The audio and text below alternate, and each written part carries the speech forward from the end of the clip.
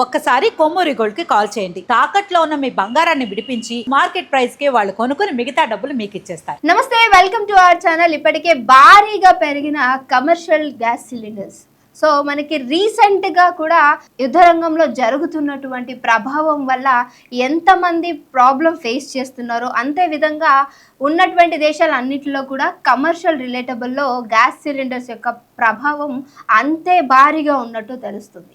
So రీసెంట్గానే చాలా వరకు కూడా ధరలు పెరగడం, ఒక్కొక్కటి 5,000 వరకు కూడా సిలిండర్ రేటు పెరగడం, దానివల్ల హాస్టల్స్ అలాగే మనకి టిఫిన్ సెంటర్స్ హోటల్లో కూడా అన్ని కూడా రేట్లు అనేవి పెంచేశారు. జనాలు ఎంత ప్రాబ్లం ఫేస్ చేస్తున్నారు అనేది కూడా మనం తెలుసుకున్నాం. సో ఇప్పుడు రీసెంట్గా 2 రోజుల నుంచి జరుగుతున్నటువంటి చర్చలో మనకి కమర్షియల్గా సిలిండర్ రేట్ అనేది పెరగడం జరిగింది. సో వాళ్ళతో మాట్లాడినప్పుడు ఒక్కొక్క సిలిండర్ రేట్ వచ్చి కమర్షియబుల్గా 2,000 1,500 నుంచి 2,000లో ఉంటే ఇప్పుడు 3,000కు పైన దాటుతున్నటువంటి దాఖలు అయితే కనిపిస్తూ ఉన్నాయి. సో ఇప్పటికే ఢిల్లీలో చూసుకుంటే 3,000కు పైగా కమర్షియల్ యొక్క ఒక్కొక్క గ్యాస్ సిలిండర్ రేట్ అనేది పెరిగినట్టు తెలుస్తుంది. సో ఇంకా కొన్ని హాస్టల్స్ లో కూడా ఫుడ్ రేట్ అనేది పెంచడం జరుగుతుందని చెప్పి కొన్ని వార్తలు అయితే వినిపిస్తూ ఉన్నాయి. సో వెజ్ మీల్స్ చూసుకుంటే హోటల్స్ లో చూసుకుంటే 200కు పైగా మనకి ఒక ప్లేట్ మీల్ అనేది ప్రైసింగ్ అనేది ఆల్రెడీ స్టార్ట్ చేసేసారు. సో జనాలు ఇలా చూసుకుంటే బయటే కాదు, మనకి అంటే నిత్యావసరాల సరుకులు ఎంతైతే పెరుగుతూ ఉన్నాయో దాన్ని బేస్ చేసుకుని ఉన్నటువంటి ఈ గ్యాస్ సిలిండర్ ఏదైతే కమర్షియబుల్లో మనం మాట్లాడుకుంటూ ఉన్నామో దాని యొక్క రేట్ ఎంత ప్రభావంగా ఉంది, అలాగే జనాలు కూడా ఎంత ప్రభావితులు అవుతున్నారు అనేది చాలా క్లియర్గా ఇక్కడైతే కనిపిస్తూ ఉంది.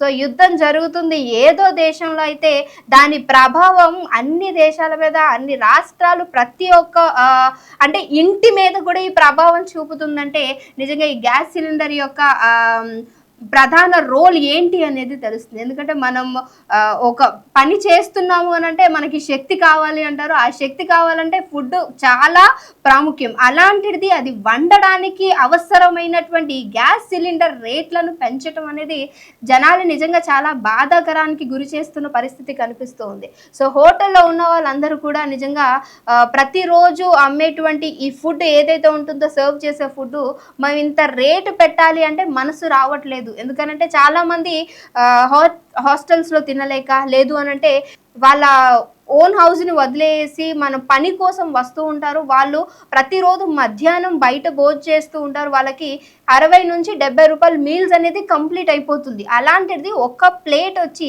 200 ఛార్జ్ చేస్తున్నారు అని అంటే వాళ్ళు సంపాదిస్తుంది ఎంత, ఇక్కడ ఫుడ్ ఖర్చు అవుతుంది ఎంత, దీని అంతటిని కూడా క్యాలిక్యులేట్ చేసుకుని ఇంటికి పంపించాల్సిన అమౌంట్ అంతా కూడా ఇక్కడే అయిపోతుంది అని జనాలు ఇక్కడ బాధాకరం వ్యక్తం చేస్తూ ఉంటే మరి మేమేం చేయాలి? 4,000 నుంచి 5,000 వరకు సిలిండర్ యొక్క ప్రైస్ పెరిగిపోతూ ఉంటే సో వాళ్ళకు కూడా కష్టతరంగానే ఉంటుంది. అలానే నిత్యావసర సరుకుల రేట్ కూడా ఆల్రెడీ పెరుగుతున్నట్టు, జిఎస్టీలు, ట్యాక్సులు అన్నీ చూసుకుంటే ప్రతి ఒక్కటి కూడా ఈ యుద్ధం మీద ఉన్నటువంటి ఎఫెక్ట్ అక్కడ ఉన్న జనాలకు ఏ విధంగా అయితే ఉందో ఇక్కడ ఇండైరెక్ట్గా జనాలందరూ కూడా సర్వే అవ్వడానికి అంటే ఆస్కారం లేకుండా జరుగుతుంది ఇక్కడ.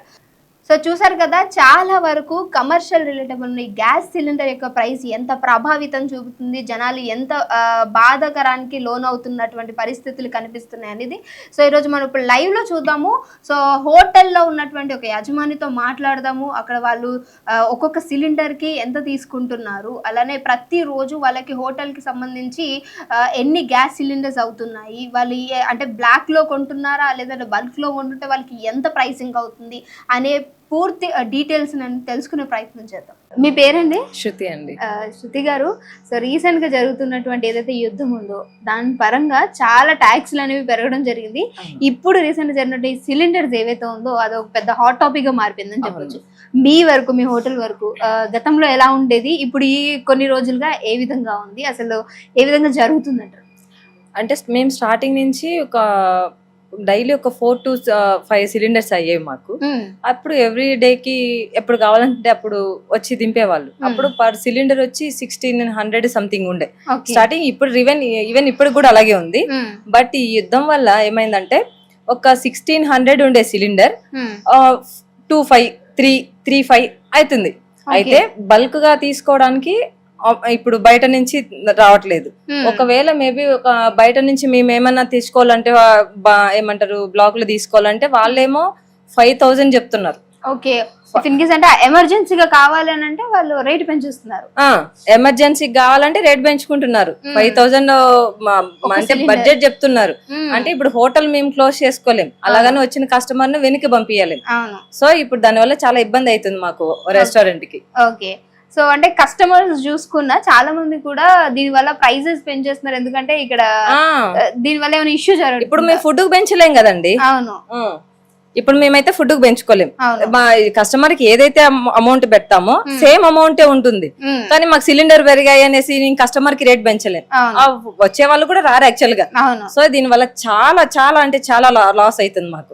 మేము మా దగ్గర ఉండి రెస్టారెంట్ అయితే నడపట్లేదు. ఈవెన్ మేము ఒక్కరని కాదు, సిటీలో ఏ రెస్టారెంట్ అయినా కోట్లు డబ్బులు ఉండి ఎవడు నడపడు.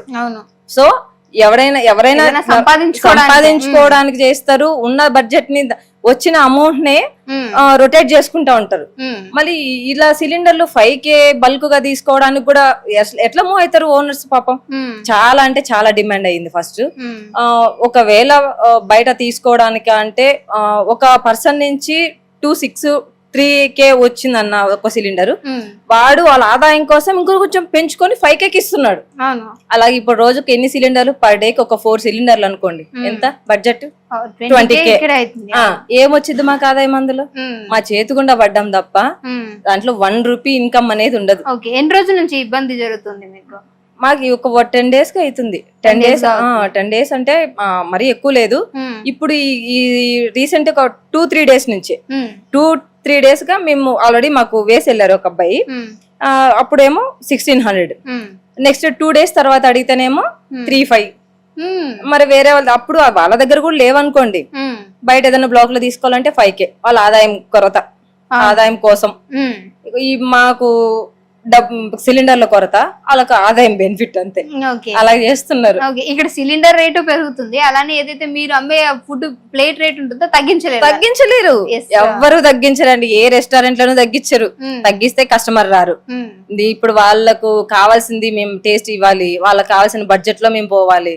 మాకు సిలిండర్ పెరిగాయి, కూరగాయలు పెరిగాయి అంటే వాళ్ళు రారండి అసలు. దాని వల్ల చాలా మా రెస్టారెంట్ అని కాదు, సిటీలో మొత్తం రెస్టారెంట్ లో చాలా ఇబ్బంది అవుతుంది, ప్రాబ్లమ్స్ ఫేస్ చేస్తున్నారు. ఇది ఇంకా ఎన్ని రోజులు కొనసాగుతుంది అనేది క్వశ్చన్ మార్క్ అయిపోయింది.